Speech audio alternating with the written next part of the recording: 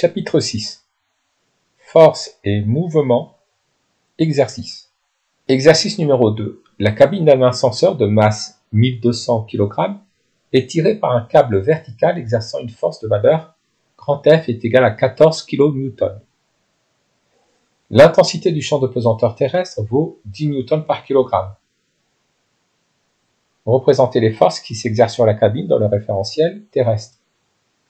Commençons par faire le diagramme objet-interaction, sachant que le système étudié est la cabine. La cabine ayant une masse, l'objet à distance qui interagit avec la cabine est la Terre.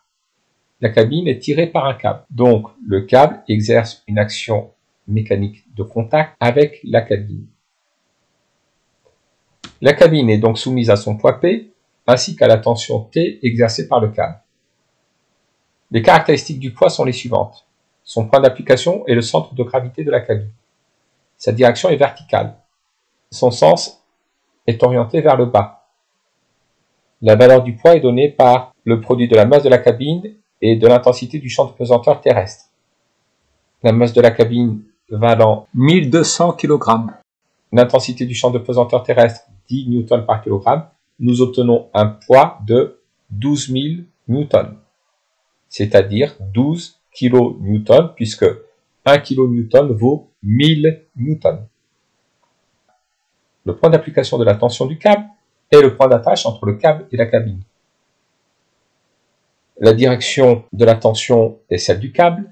Le câble empêche la cabine de tomber, donc le sens de la tension est orienté de la cabine vers le câble, donc ici vers le haut.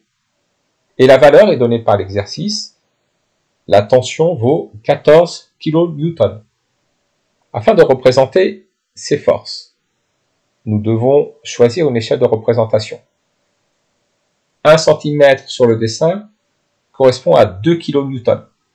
Si on prend cette échelle, il nous faut donc 7 cm pour représenter le vecteur tension dont la valeur vaut 14 kN et 6 cm pour représenter le vecteur poids dont la valeur vaut 12 kN.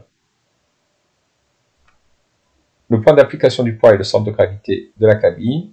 Il est vertical, dirigé vers le bas, et on donne au vecteur sur le dessin une longueur de 6 cm. La tension du câble s'applique entre la cabine et le câble. Elle est dirigée selon le câble, c'est-à-dire verticale, orientée vers le haut, et on donne au vecteur T une longueur de 7 cm sur le dessin. Exercice numéro 3. Une voiture se déplace en ligne droite vers la gauche dans le référentiel terrestre. Elle tracte une remorque. Représentez sans souci d'échelle la force exercée par la voiture sur la remorque et la force exercée par la remorque sur la voiture. La force qu'exerce la voiture sur la remorque s'applique au point d'attache C entre la voiture et la remorque.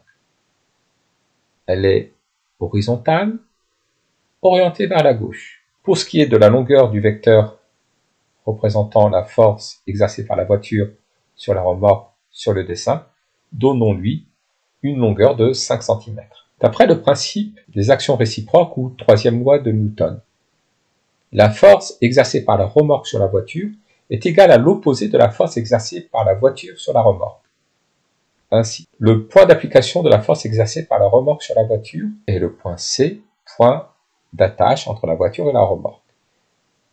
Sa direction est la même que celle de la force exercée par la voiture sur la remorque, c'est-à-dire horizontale. Par contre, son sens est orienté vers la droite. Sa valeur est la même que celle de la force exercée par la voiture sur la remorque. Ainsi, on représente la force exercée par la remorque sur la voiture au point C, horizontale, vers la droite, avec la même longueur sur le dessin que le vecteur précédent, c'est-à-dire une longueur de 5 cm.